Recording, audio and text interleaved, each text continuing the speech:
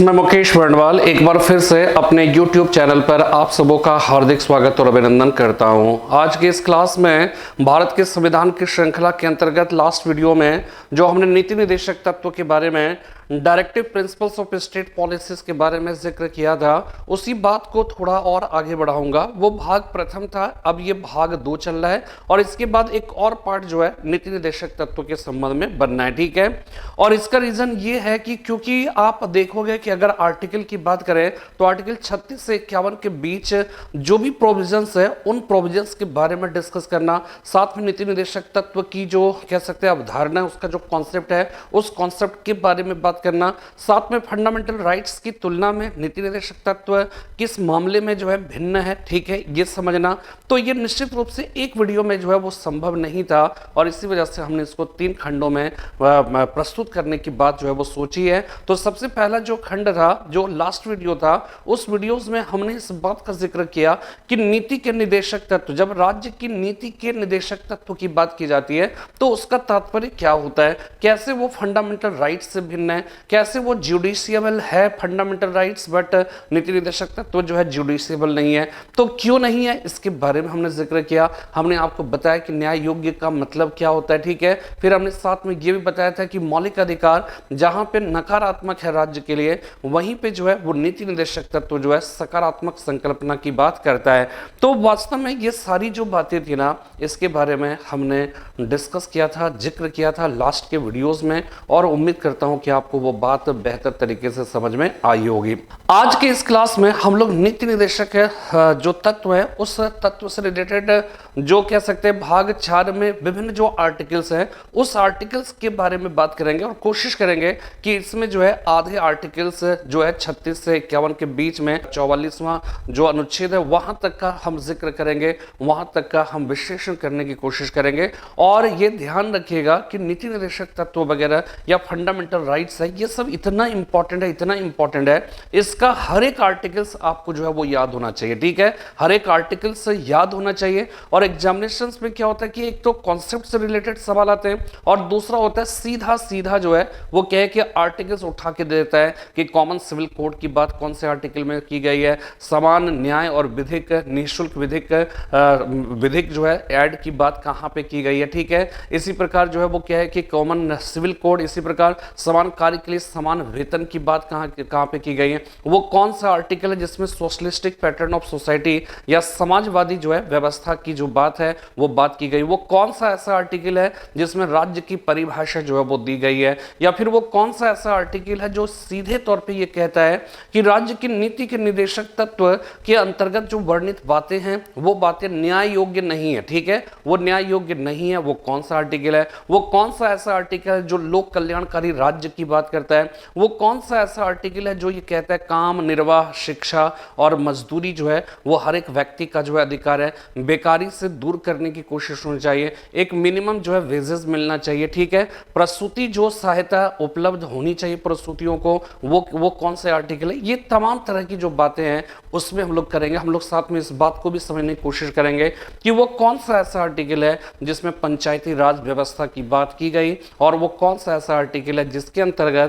अंतर्गत कुटीर उद्योग की भी जो है बात की जाती है। तो इस तरह के तमाम तरह के जो है वो आर्टिकल्स आते हैं और वो आर्टिकल्स से संबंधित सीधा सीधा प्रश्न जो है पूछा जाता है। बाकी क्या है कॉन्सेप्ट, अगर कुटीर उद्योग की बात करिए, कुटीर उद्योग है कॉटेज इंडस्ट्रीज को लेकर जो है तमाम तरह की बातें हैं, ठीक है, कि किस तरह से कॉटेज इंडस्ट्रीज को जो है हमें क्या है कि प्रॉपर ध्यान देना चाहिए, उसके लिए सरकार क्या क्या करती है, उसी से संबंधित जो विभिन्न प्रकार के जो है वो क्या है कि जो पॉलिसीज है वो पॉलिसीज देखना। कॉमन सिविल कोड की बात आती है तो यहाँ पे कॉमन क्रिमिनल कोड लागू है बट कॉमन सिविल कोड लागू नहीं है। वो कौन सा राज्य, एकमात्र राज्य जहाँ पे कॉमन सिविल कोड लगाने की बात आती है, ठीक है। ये तमाम तरह के ऐसे सवाल जो है वो क्या है कि पूछे जाते रहे, ठीक है। तो आज की इस क्लास में हम इस बात को थोड़ा सा आगे जो है विस्तार से बात करेंगे, ठीक है। और हमने पहले से आर्टिकल्स है तो आर्टिकल्स आपको रटा होना चाहिए, ठीक है, आर्टिकल्स रटा होना चाहिए, कौन से आर्टिकल में क्या है ये एकदम रट लीजिए। देखिए प्रस्तावना है, सब रटना चाहिए, ठीक है। आर्टिकल्स वगैरह क्या है, क्या प्रोविजन है, इतना आपको ध्यान में रखना होगा। बाकी उसका एलाबोरेशन जो है वो क्या है कि आपको पंचायती राज व्यवस्था की अगर बात करें, ठीक है, 11वीं अनुसूची में, ठीक है, अनुच्छेद जो है वो 40 में, 73वां और 74वां संविधान संशोधन अधिनियम के द्वारा जोड़ा गया, ठीक है ना। तो जब इस तरह की बातें आती है ना, तो ये आपको याद रखना पड़ेगा, ठीक है, कुछ तो रटना पड़ेगा। बाकी तो कॉन्सेप्ट है, आप जितना पढ़ते हो, जितना आप डेप्थ में नॉलेज रखोगे, उतना ही बेहतर तरीके से हर एक आर्टिकल्स को जो है आप एक्सप्लेन कर पाएंगे, ठीक है। अब यहां पे देखिए, चलिए हम लोग बात करते हैं कि भारत के संविधान में देखिए सबसे पहले हमने लिखा नीति निर्देशक तत्व से संबंधित विभिन्न अनुच्छेद, different articles related to directive principles of state policies, ठीक है। ये जो है नीति निर्देशक तत्व से संबंधित विभिन्न अनुच्छेद, ये हमारा विषय है। और देखिए आर्टिकल 36 जो है, हमने इसके पहले की क्लास में भी जो है इस बात की जानकारी दी थी कि ये ध्यान रखिएगा कि जब हम फंडामेंटल राइट्स की बात करते हैं तो फंडामेंटल राइट्स जो है वो उस सेगमेंट में ये कहा गया कि राज्य ऐसा कोई भी जो है कानून नहीं बनाएगा जो भाग 3 के द्वारा प्रदान किए गए नागरिकों के जो मौलिक अधिकार है उस मौलिक अधिकारों का हनन करता हो, और हनन अगर हनन करता है तो हनन की मात्रा तक वह शून्य होगा। लेकिन उसमें साथ में यह कहा गया कि जब आप राज्य को रोकते हो, आप कहते हो कि ऐसा कोई कानून मत बनाइए आप, तो राज्य वास्तव में है कौन? पहले तो राज्य को ही डिफाइन करेंगे ना कि राज्य के दायरे में आता क्या है, राज्य के अंतर्गत किस किस प्रकार की एंटिटी आती है। तो इसी का उल्लेख जो है वो क्या है कि आर्टिकल 12 में किया गया। तो 12 से 35 जो आर्टिकल है फंडामेंटल राइट्स भाग 3 का जो जिक्र है, उसमें पहला जो आर्टिकल है वो यही डिफाइन करने की कोशिश करता है कि जिस राज्य से ये कहा जाता है कि आप ऐसा कोई कानून नहीं बनाओगे जो कि भाग 3 के द्वारा प्रदान किए गए अधिकारों का हनन करती हो, ठीक है, तो वो राज्य है क्या? तो 12 में जो है उसको डिफाइन किया गया। इसी तरह से जब 36 जब नीति निर्देशक तत्व की बात की गई, चूंकि उसमें भी कहा गया राज्य की नीति के निर्देशक तत्व, ठीक है, directive principles of state policies कहा गया। तो राज्य की नीति यानी राज्य जब अपनी कोई पॉलिसीज बनाएगा तो उसके डायरेक्शन देने वाले जो एलिमेंट्स है, जो पॉलिसीज है, वो पॉलिसीज क्या क्या है, तो यही तो नीति निर्देशक तत्व में है। तो इसलिए उसमें भी क्या किया गया, जो 36 से 51 के बीच में, तो पहला जो आर्टिकल है नीति निर्देशक तत्व से संबंधित, ये ध्यान रखिएगा कि अगर फंडामेंटल राइट्स की बात की जाए तो उसका पहला आर्टिकल जो है वो 12 है, आर्टिकल 12 हो गया। इसी प्रकार नीति निर्देशक तत्व की बात की जाएगी तो उसका पहला आर्टिकल है 36 है। तो 36 में क्या कहा गया, तो उसमें भी यही कहा गया कि भाई जब आप राज्य की नीति के निर्देशक तत्व की बात कर रहे हो तो राज्य में है क्या, पहले राज्य क्या है, उसकी पॉलिसी तो बाद में, और उसको निर्देश प्रदान करने वाले सिद्धांत की बात बाद में करूंगा, लेकिन पहले तो ये तो बताओ कि राज्य है क्या। तो इसमें आर्टिकल 36 में राज्य को परिभाषित किया गया और ये कहा गया कि राज्य की जो परिभाषा है इसमें राज्य का मतलब वही होगा जो भाग 3 में मौलिक अधिकार के अंतर्गत आर्टिकल 12 में किया गया। और वो कौन कौन सी बात है, तो यहाँ पे यही बात हमने लिखा है कि आर्टिकल 36 राज्य की परिभाषा की बात करता है, वही परिभाषा जो मौलिक अधिकार वाले भाग में अनुच्छेद 12 में दिया गया है। और क्या कहा गया, उसमें कहा गया कि इसमें 3 चीजें ध्यान रखिएगा, भारत की सरकार तथा संसद, हमने आपको बताया था, राज्य की सरकार है तथा उसके विधानमंडल लास्ट क्लास में बताया था, और सभी स्थानीय तथा अन्य प्राधिकारी, तो ये सब के सब जो है वो क्या हो जाएंगे, राज्य के हिस्से हो जाएंगे। तो आर्टिकल 36 याद रखिएगा, आर्टिकल 12 और 36 ये जो है दोनों लगभग इक्वल है, दोनों राज्य की परिभाषा से संबंधित है, ठीक है ना। इसके बाद देखिए आर्टिकल 37, ठीक है, हमने आपको बताया था लास्ट क्लास में कि वास्तव में क्या है कि जो नीति निर्देशक तत्व है वो क्या है, ज्यूडिशिएबल नहीं है, ठीक है। मौलिक अधिकार ज्यूडिशिएबल है, और मौलिक अधिकार न्याय योग्य कहने का मतलब यह है कि अगर किसी व्यक्ति के फंडामेंटल राइट्स का अगर उल्लंघन होता है तो ऐसी स्थिति में वो क्या है, न्यायालय में जा सकता है, उच्च न्यायालय, हाई कोर्ट या सुप्रीम कोर्ट में जो है वो जा सकता है, अपने जो है फंडामेंटल राइट्स के कह सकते हैं कि उसको जो है कह सकते हैं कि उसका एग्जीक्यूशन के लिए वो जा सकता है। और आर्टिकल 32 के अंतर्गत वो कहाँ पे जाता है, सुप्रीम कोर्ट। आर्टिकल 226 के अंतर्गत जो है वो कहाँ पे जाएगा, हाई कोर्ट में जाएगा, ठीक है। तो इसका मतलब ये हो गया कि अगर फंडामेंटल राइट्स का उल्लंघन होता है, अगर आर्टिकल 12 से 35 के बीच में, विशेषकर 14 से 35 के बीच में जो भी बातें की गई है, जो नागरिकों के अधिकार से संबंधित है, वो अधिकार उसे नहीं मिलता है या उसके अधिकारों का उल्लंघन होता है, तो इसको बहाल करने के लिए वो क्या है कि जा सकता है न्यायालय में। तो न्यायालय उसकी जो है सुध भी लेगी, ठीक है ना। और आपको मालूम है कि हाई कोर्ट भले ही इंकार कर सकता है, लेकिन सुप्रीम कोर्ट उस पर सुनवाई अवश्य करेगा, लेकिन सिर्फ फंडामेंटल राइट्स के मामले में ये ध्यान रखिएगा, ठीक है। लेकिन जो है वो क्या है कि अगर नीति निदेशक तत्व की बात करिए, जैसे कॉमन सिविल कोड की बात की गई आर्टिकल 44 में, तो कोई व्यक्ति ये कह रहा है कि हाई कोर्ट में चले जाए, सुप्रीम कोर्ट में, कि जो है वो क्या है कि जो कॉमन सिविल कोड है आर्टिकल 44 या समान न्याय और विधिक निःशुल्क जो निःशुल्क ऐड की जो बात की गई है, वो जो है आर्टिकल 39 के अंतर्गत एक खंड में किया गया है, तो वो जो है वो क्यों नहीं लागू है, ठीक है। तो आप नहीं जा सकते हो, आप न्यायालय में नहीं जा सकते, क्योंकि वास्तव में बहुत सारी ऐसी हिंदुस्तान की जो परिस्थितियां हैं, उस परिस्थिति में क्या था कि बहुत सारे ऐसे प्रावधान थे, जो प्रावधान लागू तुरंत किए गए, ठीक है, जो संविधान में था और उसको तुरंत लागू किए गए। बहुत सारे ऐसे प्रावधान संविधान में थे जिसका एक आर्टिकल्स में या भिन्न आर्टिकल्स में उसका जिक्र तो कर दिया गया, लेकिन तत्काल उसका लागू करना संभव नहीं था, ठीक है ना। तो इसीलिए क्या किया गया कि उसमें बहुत सारे ऐसे प्रावधान थे, उसके लिए उसको समय पर छोड़ दिया गया कि समय जब आएगा, अवसर जब आएगा, जब संसाधन समृद्ध होंगे, जब राज्य इस स्थिति में पहुंचेगा, तो वो सारी चीजें जो है वो लागू करेगा। तो उसमें बहुत सारी चीजें, कुछ आर्थिक तंगी की वजह से था, कुछ कह सकते हो कि सामाजिक और सांस्कृतिक ताने बाने हिंदुस्तान के ऐसे थे जिसमें कि तुरंत जो है वो कह सकते हैं जब तक सबका विश्वास नहीं जीता जाता, उस तरह के प्रावधान को लागू करना कह सकते हैं संभव नहीं था। उसी में कॉमन सिविल कोड हो गया, ठीक है ना। और उसमें कॉमन सिविल कोड की जो बात थी, ठीक है, उसमें जो है प्रॉब्लम क्या थी, प्रॉब्लम ये थी कि हिंदुस्तान में कॉमन क्रिमिनल कोड लागू है लेकिन कॉमन सिविल कोड लागू नहीं है, ठीक है ना। तो ये सब बहुत सारे प्रावधान है जिसके बारे में आपको बात मैं बताऊंगा, ठीक है। तो यहां पर क्या है कि राज्य या हमारे देश के सामाजिक धार्मिक ताने बाने कुछ ऐसे हैं कि आप जो है वो क्या है कि बहुत सारे प्रावधान तुरंत लागू किए जाएंगे, बहुत सारे प्रावधान के लिए इंतजार करना होगा, जनता को तैयार करना पड़ेगा, तभी वो लागू हो सकता है। उसी में से कॉमन सिविल कोड हो गया, ठीक है ना। इसी तरह से जो है कुछ आर्थिक दिक्कतों की वजह से, जैसे क्या तो समान कार्य के लिए समान वेतन, आप कह रहे हो कि 45 आर्टिकल 45 कहता है कि जो है 14 साल तक के बच्चों के लिए अनिवार्य और निःशुल्क शिक्षा की व्यवस्था करें। तो इससे क्या है, राज्य के ऊपर जो जिम्मेदारियां थी वो जिम्मेदारियां बढ़ सकती थी, ठीक है ना। और जबकि उस समय क्या था, हमारे देश जब आज़ाद हुआ था तो आज़ादी के समय में स्थिति बहुत खराब थी, संविधान के लागू होने के समय में स्थिति खराब थी। तो हमें क्या है कि प्रायोरिटी बेसिस पे काम करना था। प्रायोरिटी बेसिस पे करने का मतलब है कि प्राथमिकता तय करनी थी कि पहले हमको कौन सा काम करना, फिर कौन सा, और वो काम पूरा होगा तभी दूसरा काम स्टार्ट होगा, फिर वो काम पूरा होगा तीसरा काम। तो वो प्रायोरिटी बेसिस पे जो अति महत्वपूर्ण था, जिसके बिना कह सकते जीवन और मरण का सवाल था, सबसे पहले वो, अगर आपको जो है वो क्या है कि आपके पास पैसा नहीं है तो आपको शिक्षित भी होना है, और आपको जो है वो क्या है कि कह सकते हैं भोजन भी चाहिए। तो अब आप ये समझ जाइए कि पैसा इतना ही है, या तो आप शिक्षित हो सकते हैं या फिर भोजन की ही व्यवस्था कर सकते हो। तो आप प्रायोरिटी तय करते हैं कि नहीं, पहले तो भोजन, तो पहले तो जिंदा रहेंगे। अभी आप पूरी बात समझिए, पूरे कोरोना संकट काल में क्या दिक्कतें हैं, क्या समस्या है कि पहले तो जिया जाए। बहुत सारे जो है लोगों ने, आप कह सकते हैं कि कुछ सोशल मीडिया में तो यह है कि जो है जहांगीर जो रतन जी टाटा है उन्होंने कहा, फिलहाल किसने कहा, लेकिन बहुत रिमार्केबल बात की कि 2020 जो है, ये 2020 जो है वास्तव में एक सरवाइव करने का वर्ष है।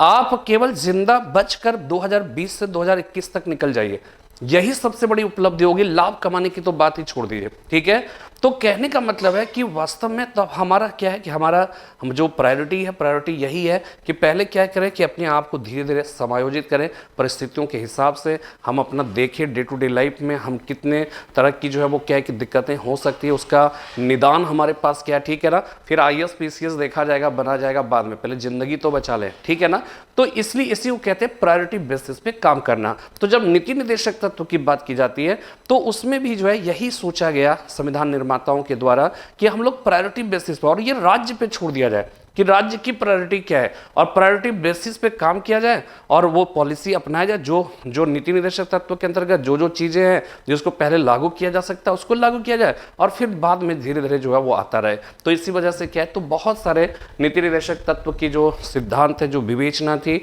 उसमें बहुत सारे जो है कह सकते हैं कि सामाजिक सांस्कृतिक दिक्कतें थी, आर्थिक दिक्कतें थी, इसलिए राज्य पे छोड़ दिया गया कि आप जैसा चाहे वैसा। और अगर वो ऐसा नहीं करता है, कोई व्यक्ति न्यायालय में जाके जो जो है ये नहीं कर सकता है कि जो है ऐसा दिया गया और ऐसा हो नहीं रहा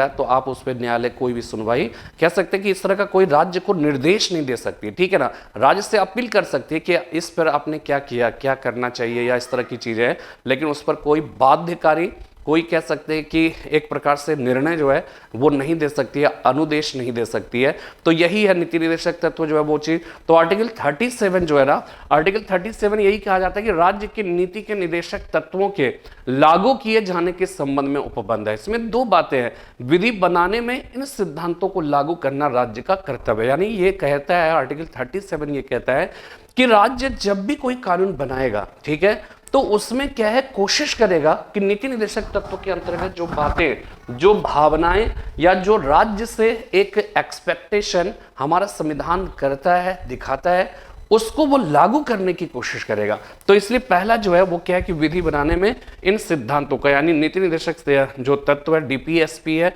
उसको लागू करना राज्य का कर्तव्य हो गया। और साथ में जो अभी भी बताया कि ये सिद्धांत किसी भी न्यायालय में प्रवर्तनीय नहीं है, यानी ये ज्यूडिशियबल नहीं है, ये ध्यान रखिए, न्याय योग्य नहीं है, ठीक है। इसके बाद देखिए नेक्स्ट, न्यायालय द्वारा जो है, हमने आपको कल के भी क्लास में बताया था कि क्यों ऐसा किया गया। फंडामेंटल राइट्स के लिए तो आप चले गए, लेकिन जो है वो क्या है कि नीति निर्देशक तत्वों को क्यों नहीं बनाया गया, तो हमने आपको वही बताया कि क्यों नहीं किया गया, जो अभी बताया। और बी.आर. अम्बेडकर ने साफ साफ कहा था, ठीक है, उन्होंने ये कहा था कि जिस राज्य ने अपने मुख्य दायित्वों के भार से मुक्त होने के लिए अभी अभी अंगड़ाई ली है, यानी कि वही आजादी के समय की बात है, वह तो उनके बोझ तले पिस सकता है, और यदि उन्हें पूरा करने का क्रम, समय, स्थान और रीति तय करने की छूट नहीं दी जाती है, ठीक है ना। यानी कि अगर कह सकते हैं कि हम पहले से संविधान कह दें कि नहीं, सबसे पहले अनिवार्य और निःशुल्क शिक्षा की व्यवस्था ही करनी होगी, तो पता चला कि आपको जो है, आपको क्या करना है कि आपको सीमा पर जो है वो क्या है कि भारत चाइना, भारत पाकिस्तान, यहाँ इतनी तमाम तरह के दुश्मन है कि उस पर जो है सबसे पहले आपको सैन्य सुरक्षा, अपने देश की सुरक्षा के लिए काम करना है। आपको सड़कें बनवानी, वहाँ ज़्यादा पैसा इन्वेस्ट करना है, और पैसा वहाँ इन्वेस्ट करोगे तो ऐसी स्थिति में क्या है कि जो अनिवार्य और निःशुल्क शिक्षा लागू करने की जो बात है वो क्या है कि वो उसके लिए पैसा नहीं बचेगा। तो पैसा नहीं बचेगा तो पहले 14 साल तक के बच्चों को अनिवार्य और निःशुल्क आप शिक्षा की व्यवस्था करोगे, या पहले सड़क बनाएंगे, पहले बॉर्डर पे अपनी सेना को मजबूती प्रदान करेंगे। पता चला कि आप बच्चों को बना रहे, सेना कमजोर हो गया, चाइना जो है उधर हमला किया, पाकिस्तान किया, और बड़ा क्षेत्र जो है, और जबकि हम अपने देश में कहते हैं एकता और अखंडता की रक्षा, तो एकता और अखंडता आप कैसे, तो पहले देश सुरक्षित होना चाहिए। हमेशा यही बात की जाती है कि पहले देश सुरक्षित होगा तो उसमें निवास करने वाले जो लोग होंगे उनकी व्यवस्था हम सब जो है वो मिलकर कर सकते हैं। तो देश की रक्षा सर्वोपरि है, तो इसी को कहते हैं प्रायोरिटी बेसिस पे काम करना। तो यहाँ पे बी.आर. अम्बेडकर साहब ने कहा कि अगर हम पहले से क्रम, रीति, सब समय सब तय कर देंगे तो वास्तव में उसके तले पीस जाएगा, और ऐसी स्थिति में फिर हमारे देश की व्यवस्था सही तरीके से चल नहीं सकती है, ठीक है ना। ये अम्बेडकर ने कहा। इसके बाद देखिए आर्टिकल 38, इसमें साफ साफ देखिए क्या है कि राज्य लोक कल्याण की अभिवृद्धि के लिए, ठीक है। यहाँ पे ये ध्यान रखिएगा, जब हमने आपको जो है प्रस्तावना हम कई बार आपको बता चुके हैं कि आपको रटना ही होगा। अगर आप सचमुच में आईएएस पीसीएस की तैयारी करते हैं, जो भी जिसकी भी तैयारी करते हैं, ये कोई जो है मेरा एक प्रकार से कह सकते हैं ये क्लास ऐसी है जिसमें बताई गई जो बातें हैं वो जीवन के हर क्षेत्र में, हर प्रतियोगी परीक्षा और एक सभ्य नागरिक बनाने में भी आपको महत्वपूर्ण भूमिका अदा कर सकता है, ठीक है ना। तो यहाँ पे ये ध्यान रखिएगा कि जब प्रस्तावना की बात की जाती है तो प्रस्तावना में क्या है कि उसमें कहा गया हम भारत के लोग भारत को एक संपूर्ण प्रभुत्व संपन्न समाजवादी पंथ निरपेक्ष लोकतंत्रात्मक गणराज्य बनाने के उसके समस्त नागरिकों में सामाजिक आर्थिक राजनीतिक न्याय, सामाजिक आर्थिक राजनीतिक न्याय, ये ध्यान रखिएगा। आर्टिकल 38 जो है ना, प्रस्तावना में सामाजिक आर्थिक राजनीतिक न्याय की बात की गई, और सवाल जब ये आएगा कि प्रस्तावना के अतिरिक्त वो कौन सा ऐसा अनुच्छेद है जिसमें भी जो है सामाजिक आर्थिक और राजनीतिक न्याय की बात की गई है, तो ध्यान रखिएगा वो आर्टिकल 38 है। आर्टिकल 38 में जो है ये क्या है कि साफ साफ जो है लिखा है राज्य लोक कल्याण की अभिवृद्धि के लिए सामाजिक व्यवस्था बनाएगा, और इसके दो खंड है, ठीक है। पहले खंड में कहा गया सामाजिक आर्थिक राजनीतिक न्याय, तो ये क्या हो गया, दूसरी बार प्रयुक्त हुआ, क्यों, क्योंकि पहली बार प्रस्तावना में हो गया, और दूसरी बात आय की असमानताओं को कम करने का प्रयास करेगा। ये 44वें संविधान संशोधन द्वारा 38 के खंड 2 जो है जोड़ा गया 1978 में, और आय की असमानताओं को कम करने का प्रयास करेगा। इसका मतलब देखिए क्या है कि हिंदुस्तान जो है वो क्या है कि उस समय अगर आप देखिएगा, आज भी जो है अगर देखा जाए तो भारत का जो अधिकांश जो पॉपुलेशन है वो गरीब ही है, वो गरीब है। और आप समझ जाए कि जो मतलब पूरे भारत की आय का या धन का जो भी संपत्ति है उसका आप समझ जाइए कि मैक्सिमम जो हिस्सा है वो देश के 4 से 5% लोगों में ही सीमित होगा। तो आय की जो असमानता है, ठीक है, उसमें जो डिस्पैरिटी है, वो डिस्पैरिटी जो है वो क्या है कि राज्य से इस बात को एक्सपेक्ट किया गया, उससे इस बात की उम्मीद की गई है कि अमीर और गरीबी के बीच, ठीक है, आय की असमानताओं को लेकर जो भी कह सकते हैं कि जो अंतर है उस अंतर को कम करने की कोशिश करेगा। देखिए पूरा तो कंप्लीटली कभी खत्म नहीं कर सकता है,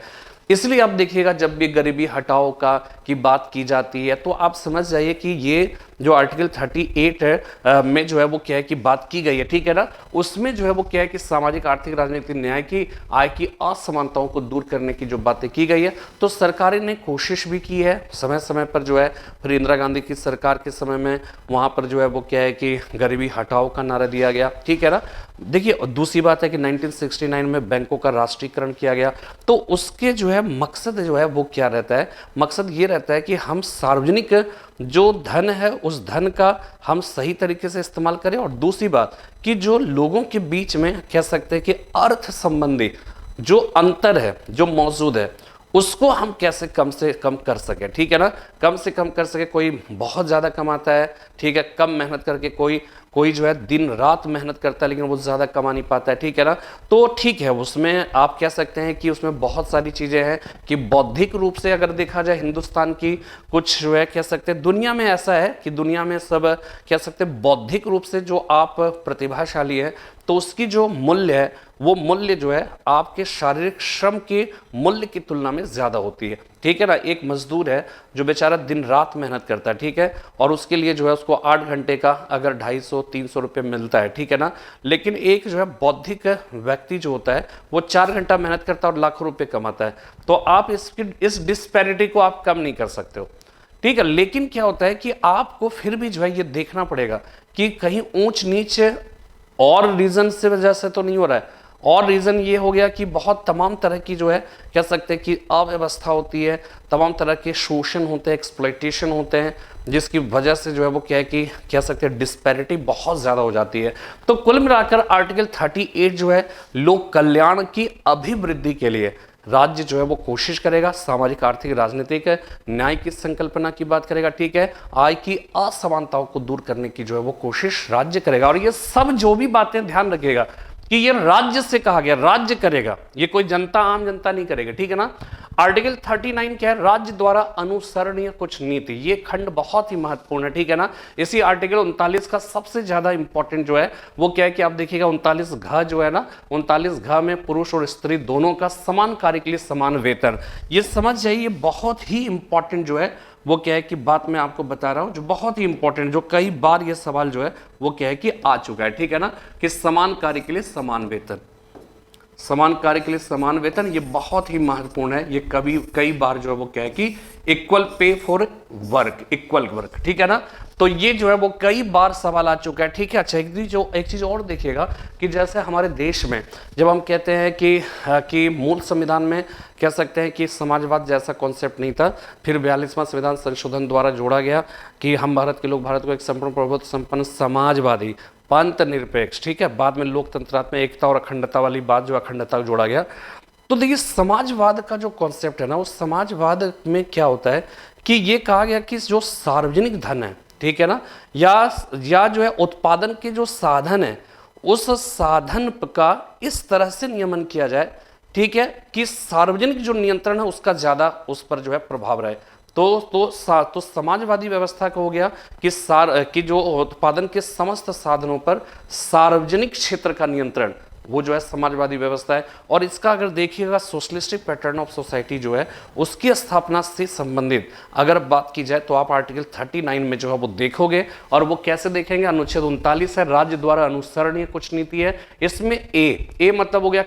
का ये कहता है पुरुष और स्त्री सभी नागरिकों को समान रूप से, ठीक है, जीविका के, ठीक है, सभी नागरिकों को समान रूप से जीविका के पर्याप्त साधन, एडिक्वेट मीन्स ऑफ लिवलीहुड जो है वो क्या है कि मिलना चाहिए, ठीक है ना। यानी कि वो अपनी जीविका इतना जो है वो क्या है कि धन मिले कि वो अपनी जीविका का कह सकते हैं कि बेहतर तरीके से संचालन कर सके। राज्य इस बात की कोशिश करेगा। दूसरा जो है खा जो है देखिएगा, यहीं पे देखिएगा भौतिक संसाधनों का स्वामित्व व नियंत्रण, यही है समाजवादी व्यवस्था का प्रतीक जो है। सामूहिक हित का सर्वोत्तम रूप से साधन हो सके, ठीक है ना। तो सर्वोत्तम रूप से यानी कि जो भी हमारे पास भौतिक संसाधन है उसका प्रबंधन इस तरह से राज्य को करना है कि उसका सामूहिक हित में बेहतर इस्तेमाल किया जा सके। एक कह सकते हैं कि एक खास वर्ग में वो कंसंट्रेटेड नहीं होना चाहिए। इसका आगे देखिएगा कि इसके आगे जो हमने लिखा है कि 39 ग में लिखा है धन और उत्पादन साधनों का सर्व साधन के लिए अहितकारी संकेंद्रण ना हो।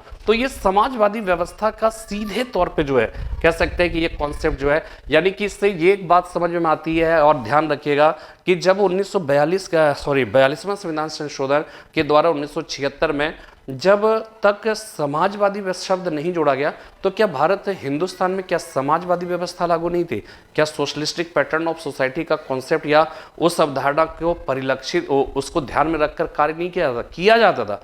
समाजवादी शब्द का प्रयोग नहीं हुआ था, लेकिन फिर भी जो है वो क्या है कि हमारे, तो आप बोलोगे कैसे, तो यहाँ पे देखिए बहुत सारे एग्जाम्पल आर्टिकल 39 में कहते हैं कि भौतिक संसाधनों का मतलब इस तरह से प्रबंधन करोगे कि उसका सामूहिक हित में बेहतर तरीके से इस्तेमाल कर सके। साथ में धन, ठीक है, धन और वो जो है क्या है कि जो है इस तरह से उसका जो आगे वाला जो है, ठीक है ना, कि धन और उत्पादन साधनों का सर्वसाधारण के लिए अहितकारी संकेंद्रण ना हो। तो ये समाजवादी व्यवस्था का सीधे तौर पे जो है जिक्र करता है, ठीक है ना। तो आपसे सवाल जब ये पूछा जाए कि वो कौन सा आर्टिकल है जिसके कुछ खंड में सोशलिस्टिक पैटर्न ऑफ सोसाइटी या समाजवादी व्यवस्था से संबंधित जो है प्रावधान एकदम स्पष्ट रूप से दिखते हैं, तो वो जगह आर्टिकल 39 और वो हो जाएगा आर्टिकल बी एंड आर्टिकल उसका खंड खा और खंड ग हो जाएगा, ठीक है। फिलहाल अनुच्छेद 39 में पहला है समान रूप से जीविका के पर्याप्त साधन पुरुष और स्त्री दोनों सभी नागरिकों को उपलब्ध हो।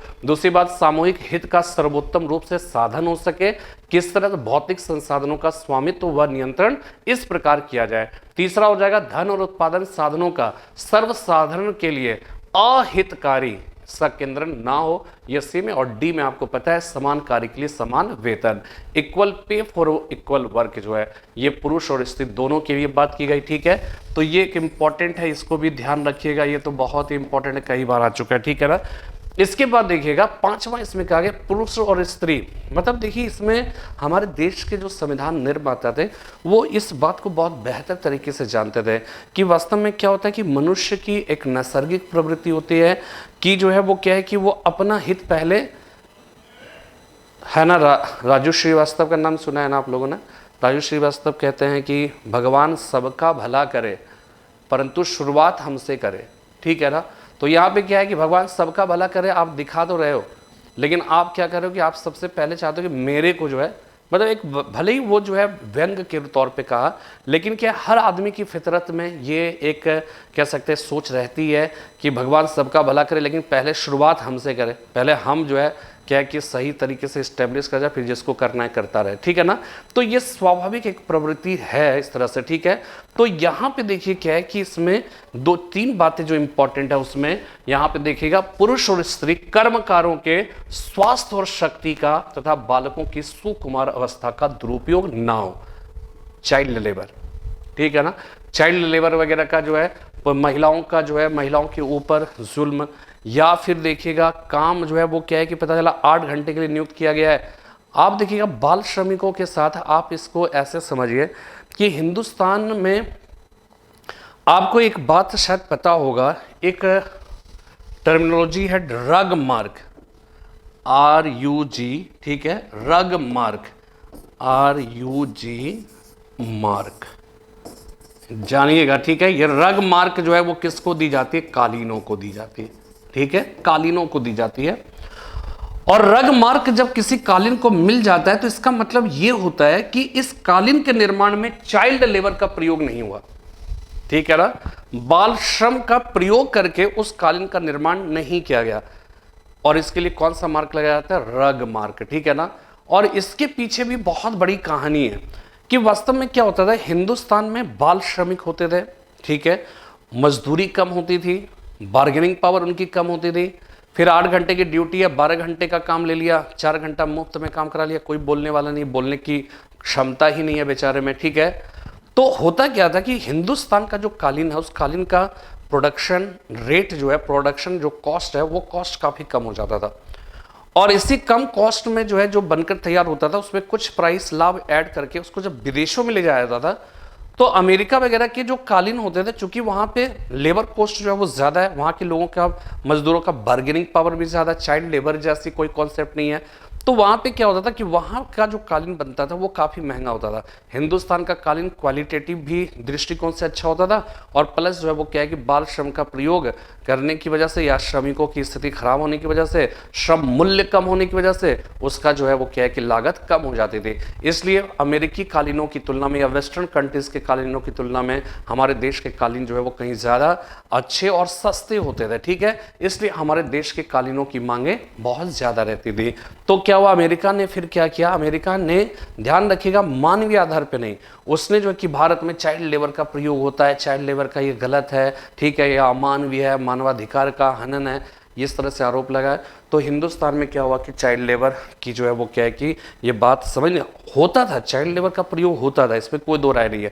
लेकिन क्या है कि अमेरिका ने अगर किया इस तरह का, उसने आरोप लगाया, तो उसके पीछे रीजन था उसका कालीन उद्योग का, या इस तरह के बहुत सारे उद्योग धंधों पर उसका बुरा असर पड़ना भारत की वस्तुओं की तुलना में। तो इस वजह से उसने आरोप लगाया, तो हिंदुस्तान को जाहिर सी बात है चाइल्ड लेबर से संबंधित जो है, अच्छा, हमारे देश के संविधान में भी ऐसे प्रावधान थे कि बालकों की सुकुमार जो अवस्था है, यानी उसकी जो टेंडर एज है, उस टेंडर एज का मिसयूज ना हो। पुरुषों, इसके अतिरिक्त केवल बच्चों की ही बात नहीं, कोई भी अगर जो है वो क्या है कि पुरुष और महिला है, ठीक है, जाहिर सी बात है कि मॉनिटरी टर्म में कमजोर होते तभी वो मजदूरी करते हैं, और मजदूर जो होते हैं, और आर्थिक रूप से अगर आप कमजोर होना, तो आपकी जो कह सकते हैं कि आपका कॉन्फिडेंस,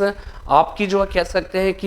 कि जो मतलब जो है कह सकते हैं कि जो बातचीत करने के जो लहजे हैं, ठीक है, उन सब में बड़ा असर पड़ता है। आप हीनता का, इंफीरियरिटी कॉम्प्लेक्स फील करते हो, ठीक है ना, आपकी जो आवाज़ है उसमें उतना दम नहीं होता है, आप उतनी प्रखर आवाज़ से बात अपने अधिकार के लिए नहीं कर पाते हैं, ठीक है ना। तो वास्तव में क्या होता है कि पुरुष तो, और ऐसी स्थिति में क्या होता है कि उनका शोषण होता है, उसका एक्सप्लॉयटेशन होता है। तो यहाँ पे जो है ये कहा गया कि नहीं, आपको जो है वो क्या है कि इस राज्य ऐसी व्यवस्था करेगा कि पुरुष और स्त्री जो कर्मकार मतलब मजदूर है, ठीक है, उनके जो है हितों का नुकसान ना हो, और साथ में बालकों की जो सुकुमार अवस्था, यानी कि जो चाइल्ड लेबर है उसका, श्रमिकों का, उसका जो है टेंडर जो एज है, उसका गलत इस्तेमाल ना हो, ठीक है, उसका अमानवीय इस्तेमाल नहीं हो, उसकी शारीरिक क्षमता से ज्यादा उससे काम ना लिया जाए, ऐसे, और बेहतर वातावरण हो, ठीक है। पता चला कि मजदूर वगैरह ऐसी जगह पे रहना पड़ता है कि जो स्वास्थ्य के दृष्टिकोण से बहुत ही खराब है, अमानवीय है, ठीक है ना। उसको एक तो वर्क करो आप बहुत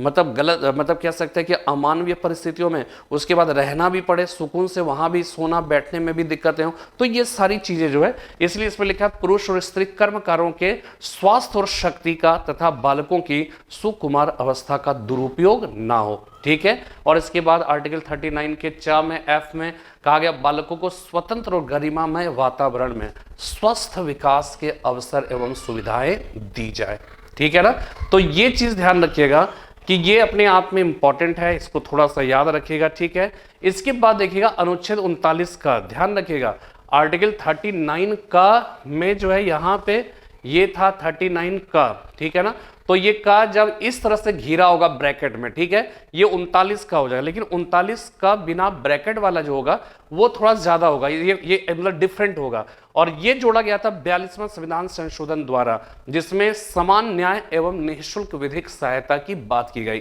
ठीक है। इसको इसलिए जोड़ा गया था कि वास्तव में क्या था कि जैसे बहुत सारे कि आजकल जो है न्याय हासिल करना भी जो है वो क्या है कि एक बहुत बड़ा प्रोफेशन है और एक्सपेंसिव वर्क है। अगर आप किसी केस में फंस जाते हो तो वकील करेंगे, वकील की फीस बहुत ज़्यादा है, बहुत ज़्यादा है। तो पता चला कि जो गलत है और आप पर जुल्म किए, वो पैसे के दम पर क्या करता है, अच्छा वकील कर लेता है। और आपके पास पैसा नहीं, आप वकील भी हो सकता है कि वकील ना करने की स्थिति में हो, तो आपको क्या है कि न्याय नहीं मिलना चाहिए। जो पैसा है पैसे से वो किसी वकील को अच्छा करता है और अपने पक्ष में जो है वो क्या है कि जजमेंट करा लेता है। तो इसका मतलब हो गया गलत व्यक्ति जो है पैसे के दम पर अपने पक्ष में न्याय करा लिया, और हमारे पास चूंकि हम गरीब हैं इसलिए हम निर्दोष होते हुए भी हम दोषी नहीं भी थे तब भी हम पर जो है वो केस हो गया, हम जो है हवालात में बंद कर गए। तो इस बात को जो है वो क्या है कि महसूस किया गया, और ऐसा बहुत ज़्यादा जब होने लगा तो ये लगा कि नहीं, अब जो है क्या है कि अगर नहीं कर सकती है व्यवस्था, ठीक है ना, तो इसमें जो है राज्य से ये कहा गया, हालांकि ऐसा हो जाता है, ऐसा हो गया, ऐसा नहीं है, ये बड़ा बहुत मुश्किल काम है, ठीक है ना, क्योंकि हिंदुस्तान में जो है गरीबी बहुत ज़्यादा है, ठीक है, और लेकिन उसको लागू करना राज्य की जिम्मेदारी है। राज्य से ये कहा गया कि आप जब भी पॉलिसी बनाएंगे तो ऐसा आप करोगे, ठीक है। तो यहाँ पे जो है 39 का में ध्यान रखिएगा, इसमें समान न्याय और निःशुल्क विधिक सहायता की बात की गई है। आर्टिकल 39 का में ध्यान रखिएगा, अगर ये ब्रैकेट में बंद होगा तो वो क्या है, हमने बताया समान रूप से जीविका का पर्याप्त साधन प्राप्त करने का अधिकार हो। ये बात हमने आपको 39 का में, और ये 39 का इसलिए हमने एक ही जगह पे लिख दिया, और ये 42वां संविधान संशोधन द्वारा जोड़ा गया, ठीक है। आर्टिकल 40 आपको पता है, यह बहुत ही महत्वपूर्ण है, बहुत बार ये सवाल जो है वो आ चुका है, ये ध्यान रखिएगा। आर्टिकल 40 में ग्राम पंचायत की बात की गई, और ये पंचायती राज व्यवस्था एक अलग से जो है वो क्या है कि बात होगी, ठीक है ना, कि इसमें जो है वो क्या है त्रिस्तरीय जो पंचायत व्यवस्था है, ठीक है, जिला पंचायत ग्राम पंचायत, फिर पंचायत समिति, फिर जिला पंचायत, ठीक है, ये त्रिस्तरीय पंचायती राज व्यवस्था की बात की गई। और 73वां संविधान संशोधन अधिनियम के द्वारा, अब सोचो कि आर्टिकल 40 की जो व्यवस्था ये 1993 में आया। अब आप सोचो कि 1950 में हमारे देश का संविधान लागू हो चुका था, लेकिन ये पंचायती राज व्यवस्था जो है कब लागू हुआ, 43 साल, मतलब जो है 50 से लेकर 43 साल के बाद 40 साल के बाद हुआ। तो इसलिए जो है कहा गया ना, क्योंकि ये सब मनी इंटेंसिव वर्क था, इसलिए राज्य से कहा गया तुम पहले जो जरूरी चीज़ है वो करिए, उसके बाद ये सारी, तो ये सारी चीज़ें धीरे धीरे लागू होता रहा। तो 1993 में 73वां संविधान संशोधन द्वारा, और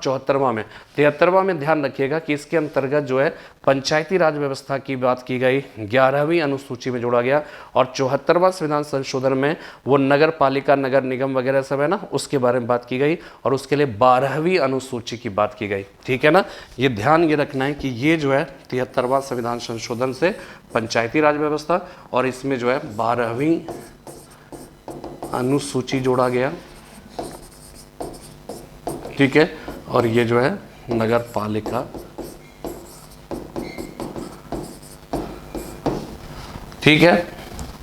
ये हो जाएगा नगर पालिका जैसी। तो ये जो है वो क्या है कि ये आर्टिकल 40 बहुत इंपॉर्टेंट है, और ये जो है 73वां संविधान संशोधन 1993 में पंचायती राज का प्रावधान हुआ 11वीं अनुसूची में, जबकि नगर पालिका, नगर निगम जैसी जो है प्रावधान वो हुआ 12वीं अनुसूची में जोड़ा गया, और 74वां संविधान संशोधन अधिनियम के द्वारा, ठीक है। अनुच्छेद 41 में कुछ दशाओं में काम, शिक्षा और लोक सहायता पाने का अधिकार, ठीक है ना, काम, शिक्षा तथा लोक सहायता पाने का अधिकार। यहां पे देखिए ध्यान रखिएगा, कुछ दशाओं में क्या है कि अगर आप बेकारी है, आप जो है भुखमरी के कगार पे पहुंच गए, तो आपके लिए काम की व्यवस्था राज्य को करना चाहिए। दूसरी बात, बुढ़ापे की स्थिति में आ गए, तो बुढ़ापे जब हो गया और आपके पास रोजगार नहीं है, तो ऐसी स्थिति में क्या लोक सहायता पाने का अधिकार है, कि एक वृद्ध व्यक्ति जो है वो क्या है कि एकदम अशक्त है और उसका कोई जो है देखभाल करने वाला नहीं है, तो ऐसी स्थिति में राज्य की जिम्मेदारी बनती है कि उसकी कुछ सहायता जो है वो क्या है लोक सहायता पाने का। बीमार व्यक्ति है, निःशक्तता की स्थिति, निःशक्तता की स्थिति, उसी को अशक्तता की स्थिति। निःशक्तता का मतलब क्या है कि अभी हमारे हाथ पैर सही तरीके से काम कर रहे हैं, तो हम क्या है कि हम हाथ पैर चलाकर हम कुछ ना कुछ अर्न कर ले रहे हैं। हमारे पास सरकारी मान लीजिए नौकरी नहीं है, ठीक है, नौकरी नहीं है, सरकारी नौकरी नहीं है, तो ऐसी स्थिति में क्या है कि जब तक हाथ पांव चल रहे हैं, जब तक हम शक्त हैं, हम जो है वो क्या है कि पैसा मनी अर्न कर ले रहे हैं, लेकिन कभी तो ऐसा वक्त आएगा जब हम ऐसे खड़े होकर ना पढ़ा पाए, तो ना पढ़ा पाए, तो ऐसी स्थिति में, ऐसी अशक्तता की स्थिति में, और पैसा भी ना हो, तो ऐसी स्थिति में क्या हमें मर जाना चाहिए, क्या हमें सम्मान पूर्वक जीने का अधिकार नहीं है। तो ये सब देखिए आर्टिकल 21 में जो प्राण और दैहिक स्वतंत्रता का अधिकार है, उसमें जो है जीने का अधिकार, सम्मान पूर्वक जीने का अधिकार, ये जो है वो क्या है कि हमें मिला है, ठीक है ना। तो मिला है तो हम क्या है कि, लेकिन क्या है कि ऐसी कोई व्यवस्था ही नहीं है। तो राज्य से जो है संविधान इस बात का एक्सपेक्ट करता है कि ऐसे बुढ़ापे में जो है व्यक्ति पहुंच चुका है, शारीरिक रूप से अशक्त हो चुका है, तो उसको जो है सहायता पाने का अधिकार है। ठीक है, राज्य उसके लिए व्यवस्था करेगा। ठीक है, वो कोशिश करेगा कि उस तरह से ऐसे बहुत सारे लोग जो है बेकारी है, ठीक है, बेकारी में मजदूर की मतलब कह सकते हैं उसके पास रोजगार नहीं है, खत्म हो गए, तो उसको भी जीने का अधिकार है। ठीक है, राज्य अभी व्यवस्था कर 100% कर ले रहा है ऐसा नहीं, लेकिन राज्य इस बात की कोशिश करेगा और संसाधन जैसा भी होगा उसके हिसाब से वो करने की बात करेगा। ठीक है, तो ये हो गया बेकारी शिक्षा। ठीक है, तो ये ध्यान रखिएगा आर्टिकल 41। इसके बाद आर्टिकल 42 जो है, राज्य काम की न्याय संगत और मानवोचित दशाओं को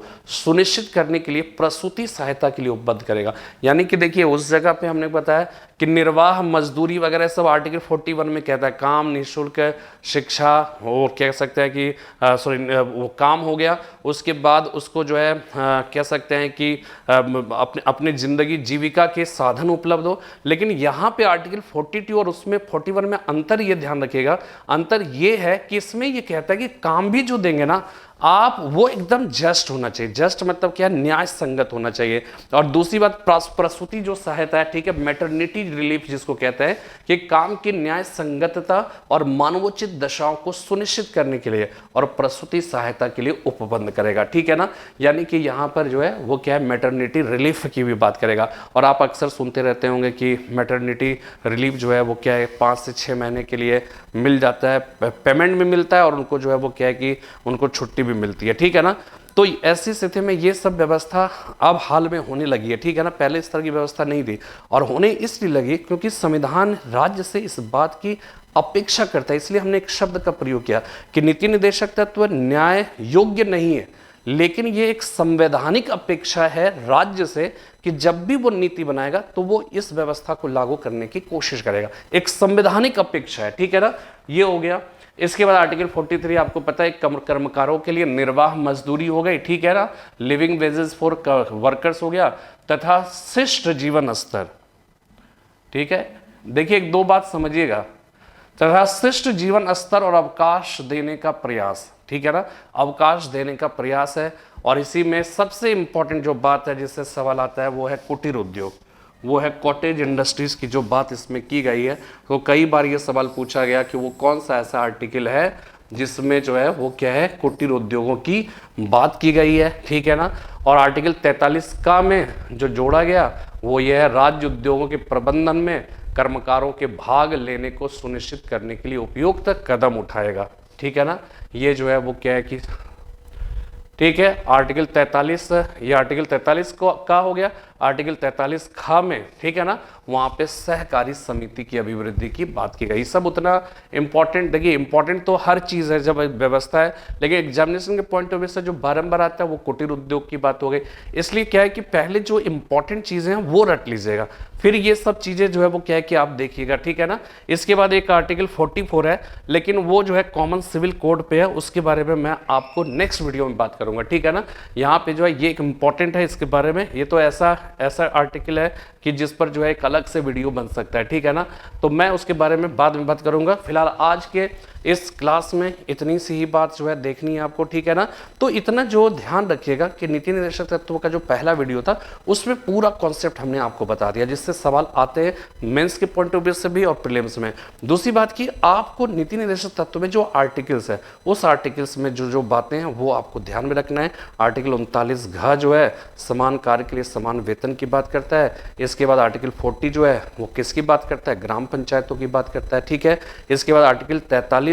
जो है ये ध्यान रखिएगा कि वो कुटीर उद्योग की बात करता है। फिर आर्टिकल 36 में हमने आपको बताया राज्य की परिभाषा दी गई है। आर्टिकल 37 में 2 खंड थे, लेकिन उसमें सबसे इंपॉर्टेंट बात है वो ये है कि वो न्याय योग्य नहीं है, तो ये एक आर्टिकल 37 में इसका अलग से जिक्र किया गया। आर्टिकल 38 जो है वो क्या करता है, हमने आपको बताया कि आर्टिकल 38 में स्पष्ट रूप से लिखा है कि सामाजिक, आर्थिक, राजनीतिक न्याय, लोक कल्याण की अभिवृद्धि के लिए कार्य करेगा। ठीक है, तो ये आर्टिकल 39 का ख और ग में हमने आपको बताया सोशलिस्टिक पैटर्न ऑफ सोसाइटी की स्थापना की बात की गई। तो ये सब जो इंपॉर्टेंट चीजें हैं वो क्या करना है, आपको रट लेना है। नेक्स्ट वीडियो में हम लोग उसको जो है कोशिश करेंगे कंप्लीट करने का, नीति निर्देशक तत्व जो है। ठीक है, और ये सब थोड़ा सा जो है वो क्या है कि बहुत ज़्यादा इंपॉर्टेंट है, इसे थोड़ा सा ज़्यादा वक्त लग रहा है, लेकिन इसको समझने के बाद फिर धीरे धीरे हम लोग आगे बढ़ जाएंगे। फिलहाल आज इतना ही, फिर मिलते हैं कल एक नए वीडियो के साथ। तब तक के लिए जय हिंद, जय भारत।